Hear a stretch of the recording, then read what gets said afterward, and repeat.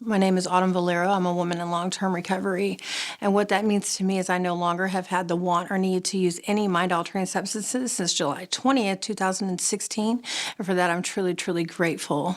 At the age of 12, I started smoking weed, drinking alcohol. Age of 14, I am doing LSD, selling it.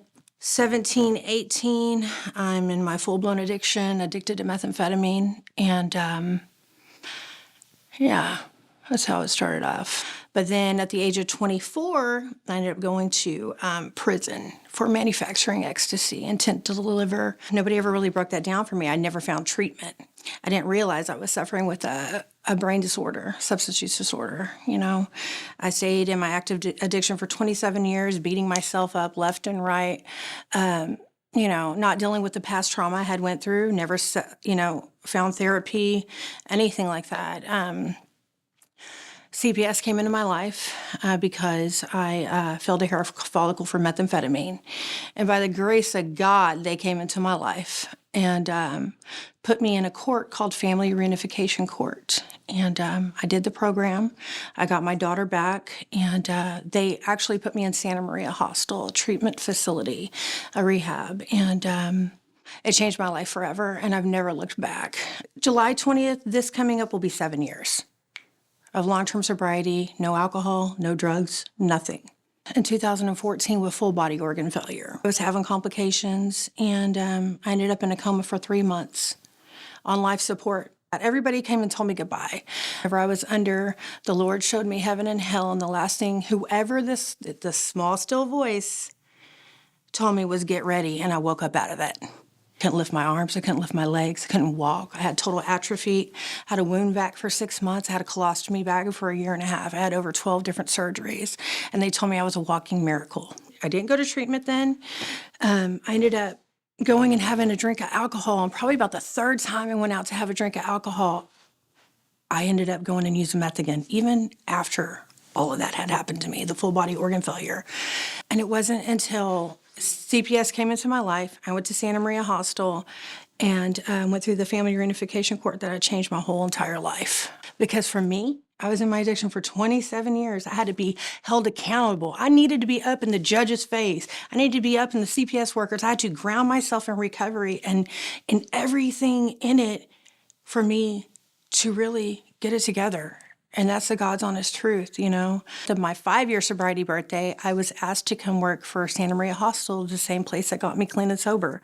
And I've been there ever since. I'm a certified recovery support peer specialist, a mental health peer specialist, and a certified medicated assistant treatment for the state of Texas. And my job and my purpose, I can't even say my job, it's my purpose, to give back to these women and help be a beacon of light to them and show them exactly what recovery can do in their lives. And if I can do it, they can do it. And that's what I do. I run a dual diagnosed grant, Come Home Houston, for the state of Texas from SAMHSA. And it targets women who are dual diagnosed, like I was, like I am, and are homeless. So I'm able to break barriers for them and just, get them therapy, get them all the help that they need. And that's what I am today. That's what I do. I knew I wasn't ready to change my life. I didn't have any support there to show me, hey, you know what? This is the way out, right? And my support came from when I went to treatment, when I saw my first recovery coach. I ended up getting a recovery coach who is still a major part of my life. And without that, I don't think that I would have seen the light, because I would have, or even learned about substance use disorder. I would have still thought I was just some loser that just couldn't quit using drugs and quit going back out there. I didn't have the education or knowledge to really realize, hey, you know what, this is a brain disorder. This is something that, you can get on medication and it can help you get corrected. Yeah. I know what the key is, and I'll tell you. Okay. The key for me, I can speak for myself, was to address my trauma.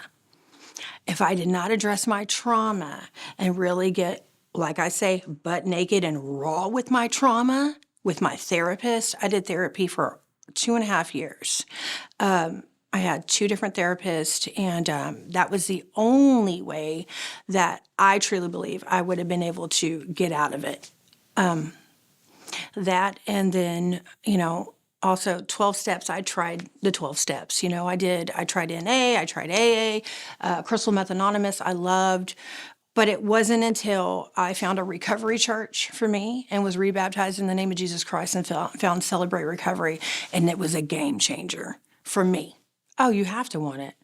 It's like this. I tell all my ladies, I can lead a horse to water. I cannot make you drink it.